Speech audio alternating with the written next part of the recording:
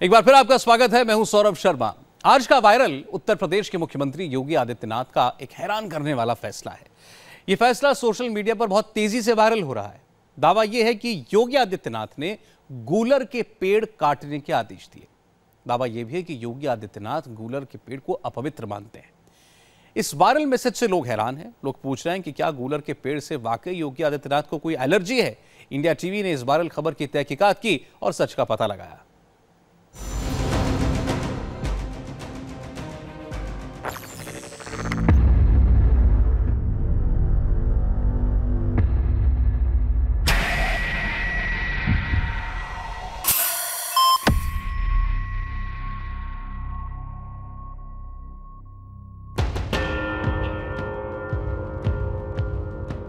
एक पेड़ से आखिर देश के सबसे बड़े सूबे के सीएम को क्यों डर लगता है?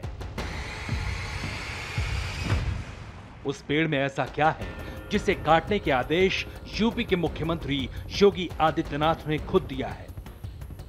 गूलर के पेड़ में ऐसा क्या है जो योगी को पसंद नहीं है? योगी तो पेड़ की भी पूजा करते हैं, फिर उन्होंने ऐसा अजीबोगरीब फरमान क्यों सुनाया? सोशल मीडिया पर यह खबर तेजी से वायरल हो रही है।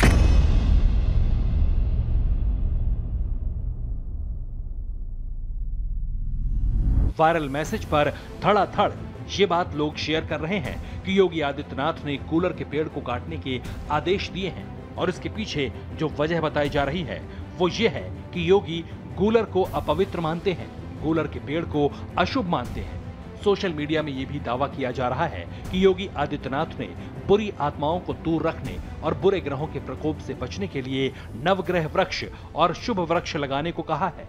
फेसबुक और व्हाट्सएप पर लोग इस खबर को पढ़कर हैरान हैं और अपना रिएक्शन दे रहे हैं। जितेंद्र नारायण लिखते हैं, योगी सरकार के 100 दिन कटवाते रहो गूलर। हामिद अली खान ने लिखा, क्या यूपी में अब अंधविश्वास की खेती होगी?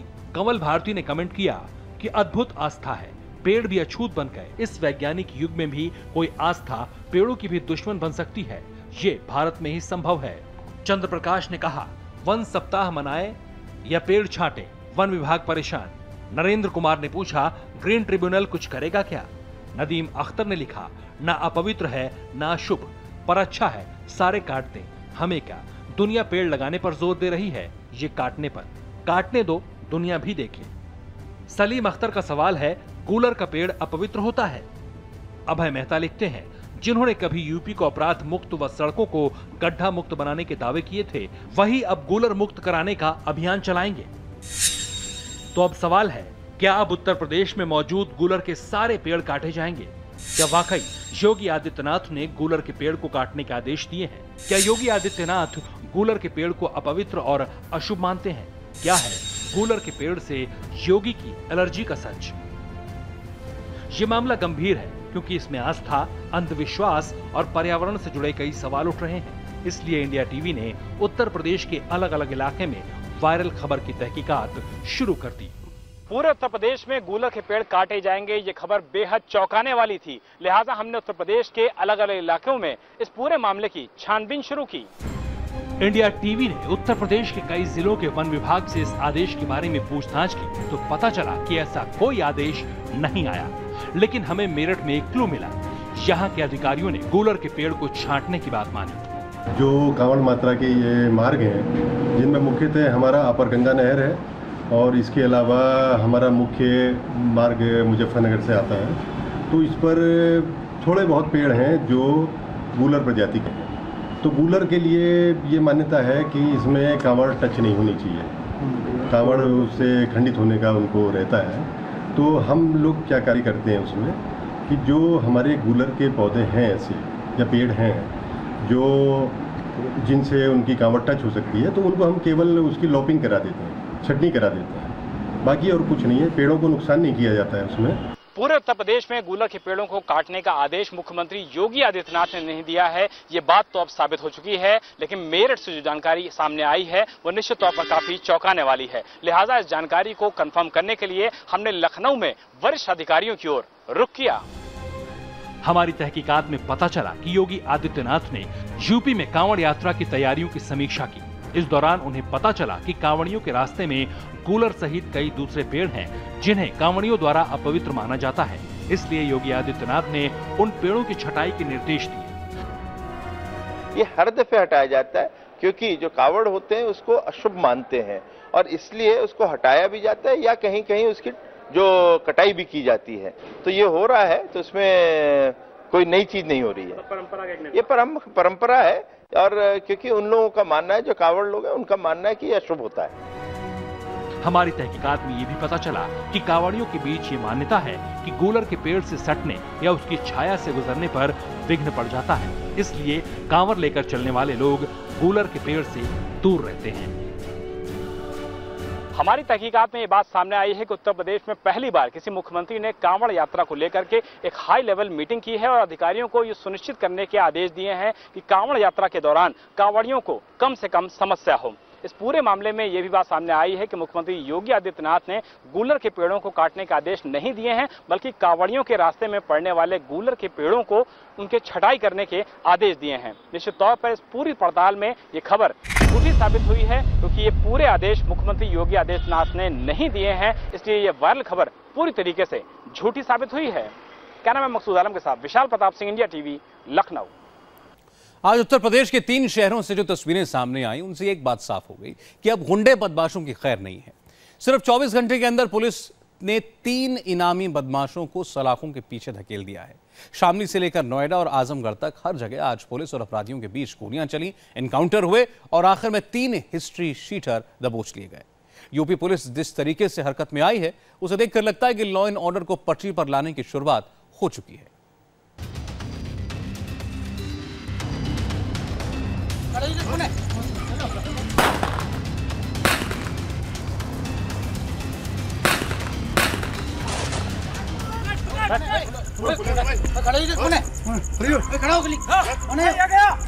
किधर भाग गया?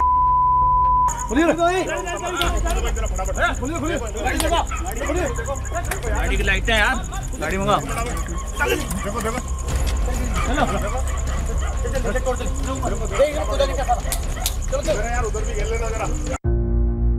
रात का घना अंधेरा, गोलियों की आवाज, दर्जनों हथियारबंद पुलिस वाले और अफरा तफरी। पुलिस वालों ने 2 मंजिला मकान को चारों तरफ से घेर रखा है। टॉर्च की रोशनी में घर के अंदर दाखिल होने की कोशिश हो रही है। बीच बीच में गोलियों की आवाजें आ रही हैं। यहाँ के हालात कितने खतरनाक हैं, ये बयां करने के लिए तस्वीरें काफी हैं।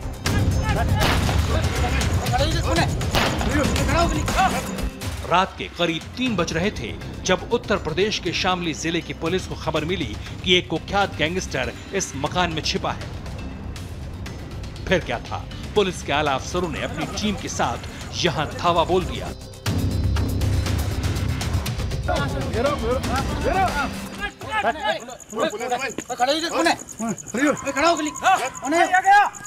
किधर भाग गया?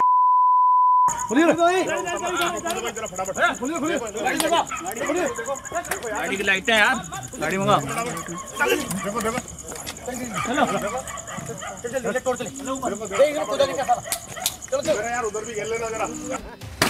अभी पुलिस मकान के अंदर दाखिल हो पाती उससे पहले ही अंदर छिपे बदमाश ने पुलिस पर गोलियां दागनी शुरू कर दी। घुप अंधेरा था, दोनों तरफ से फायरिंग हो रही थी। पुलिस जवाबी कार्रवाई कर रही थी। पुलिस वाले टॉर्च की रोशनी में घर के अंदर दाखिल होने की कोशिश कर रहे थे।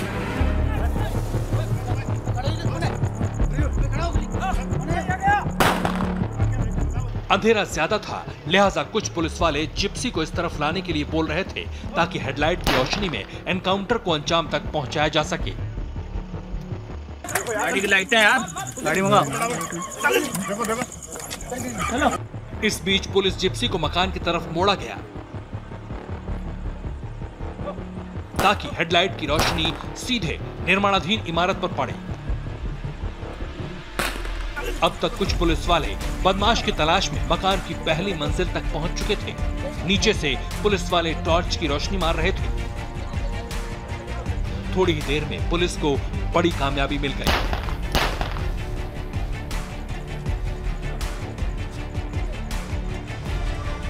गोलियों की आवाज थमी तो पुलिस अंदर से एक जख्मी गैंगस्टर को घसीटकर लाती नजर आई।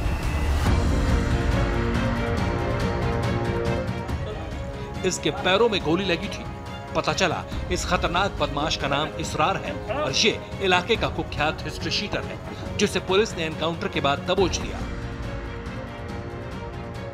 इनका पीछा किया, इन्होंने पुलिस पार्टी पर फायरिंग की और करीबन वहां से 4-5 किलोमीटर दूरी तक पुलिस पार्टी और इनके बीच में इनको चेज करने का प्रयास किया गया और उसके बाद इन्होंने एक घर में शेल्टर लेने की कोशिश करी, जो कि न्यूली कंस्ट्रक्शन जिसमें कि चल रही थी। उसी दौरान पुलिस और बदमाशों के बीच में आपस में काफ़ी राउंड फायर वहां पे हुए, जिसमें कि एक बदमाश जो कि इसरान गिरफ्तार हुआ है। पुलिस के मुताबिक ये पश्चिमी उत्तर प्रदेश के कुख्यात बदमाश मुकीम काला के गैंग का मेंबर है और 15,000 का इनामी है। पता चला ये एक जौहरी के यहाँ डकैती डालने की फिराक में था, लेकिन उससे पहले ही पुलिस को भनक लग गई। एनकाउंटर में गिरफ्तार कर लिया गया, लेकिन 2 दारोगा और एक थानेदार भी गोलीबारी में जख्मी हो गए। उत्तर प्रदेश में कानून व्यवस्था की बदहाल हालत से परेशान यूपी पुलिस ने 2 और जिलों में अपराधियों पर नकेल कसने के लिए ऑपरेशन चलाया। ये यूपी के 2 शहरों की तस्वीरें हैं, आजमगढ़ और ग्रेटर नोएडा की। दोनों जगहों पर पुलिस और बदमाशों के बीच जमकर एनकाउंटर हुआ। बदमाशों को गोलियां लगी और पुलिस ने उन्हें दबोच लिया। आजमगढ़ में पुलिस के हत्थे 2 बदमाश लगे, दोनों गोली लगने से जख्मी हो गए थे और शिकंजे में फंस गए।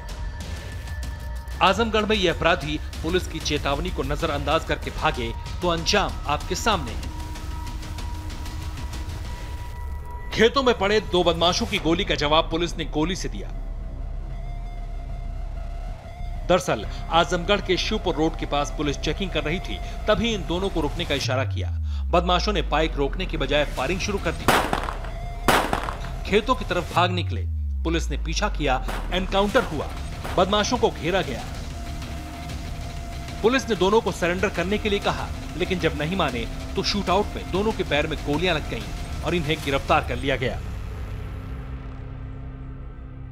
पूर्व सूचना थी और एक व्यक्ति का साथ पकड़ा गया था, उसने इनको जानकारी दी थी ये किसी व्यवसायी की हत्या करने आए थे। इस पर थाना महाराजगंज की पुलिस टीम ने इनको रोका तो इन्होंने गोली चलाई, जिसमें कांची को गोली लगी और पुलिस जीप पे गोली लगी।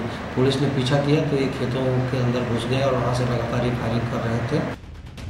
हाथों में हथियार लेकर पुलिस वाले बदमाशों की तलाश में सर्च ऑपरेशन चला रहे हैं। तस्वीरें दिल्ली से सटे ग्रेटर नोएडा के ATS चौराहे पर एक एनकाउंटर के फौरन बाद की हैं।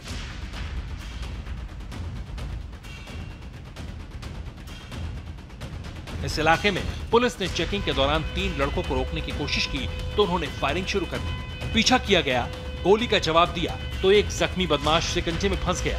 पुलिस के मुताबिक ये एक बड़े गैंग का शार्प शूटर है और इस पर 15,000 का इनाम था।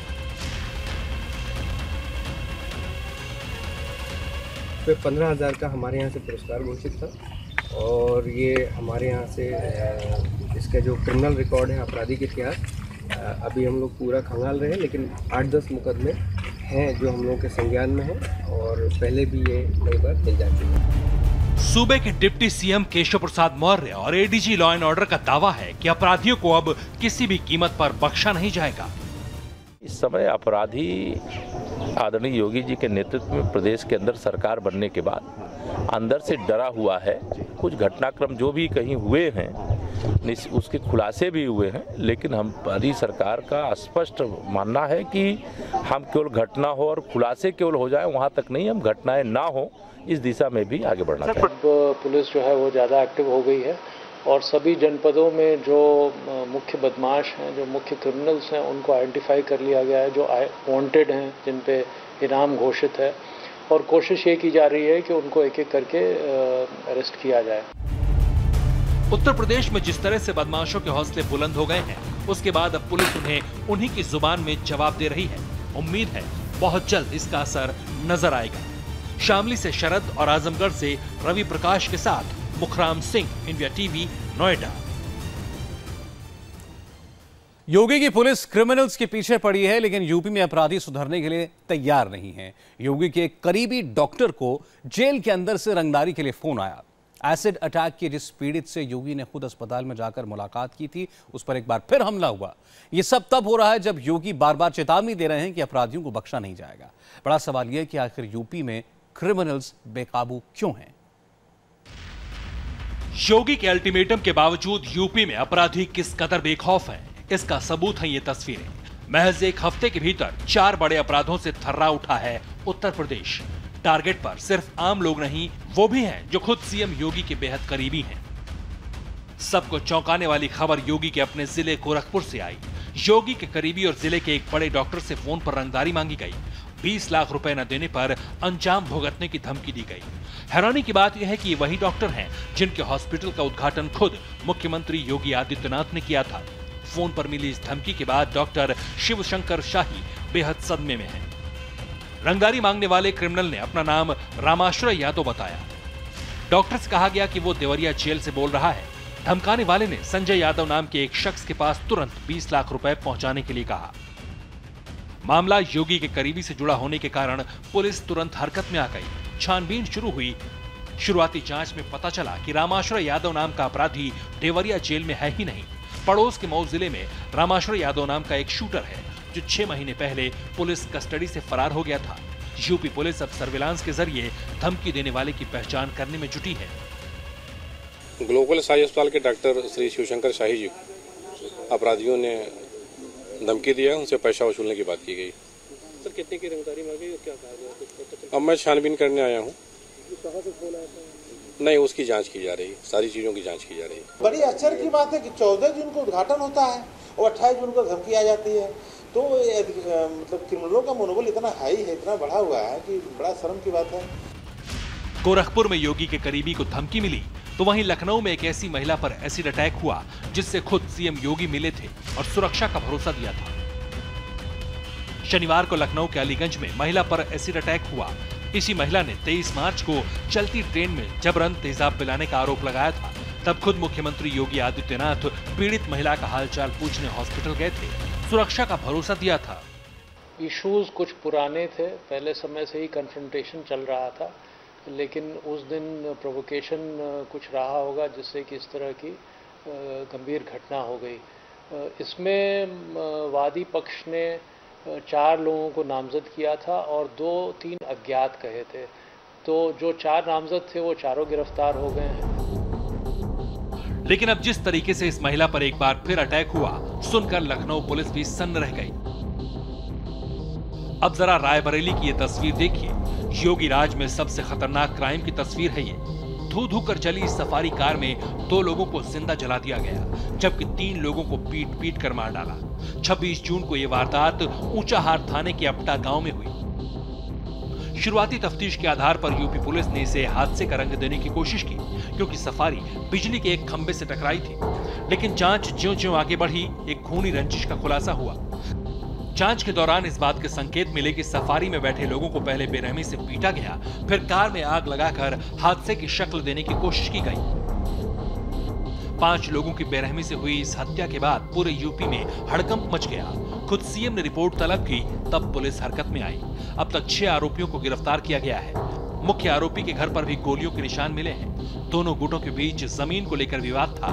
यूपी में क्रिमिनल किस कदर आउट ऑफ कंट्रोल हैं, इसकी गवाही आंकड़े भी दे रहे हैं। साल 2016 के मुकाबले लूट के मामलों में 20% की बढ़ोतरी हुई है। डकैती के केस में भी 14% इजाफा हुआ है। बलात्कार के मामले भी 41% बढ़े हैं। हालांकि इस दौरान मर्डर के केस में 4% की कमी आई है। क्राइम का यह हाल तब है जब खुद सीएम योगी अपराधियों को बार बार खुली चेतावनी दे रहे हैं। यहां तक कह चुके हैं जो नहीं सुधरेंगे उनका एनकाउंटर होगा। बहुत शीघ्र आपको प्रदेश के अंदर लगेगा। यद्यपि इस बात का एहसास सबको है, वे लोग अगर अपराध करेंगे ठोक दिए जाएंगे। योगी बार बार भरोसा दिला रहे हैं कि जल्द ही यूपी में बदलाव दिखने लगेगा। अपराधी सलाखों के पीछे होंगे, लेकिन अपराध के आंकड़े दूसरी कहानी बयां कर रहे हैं।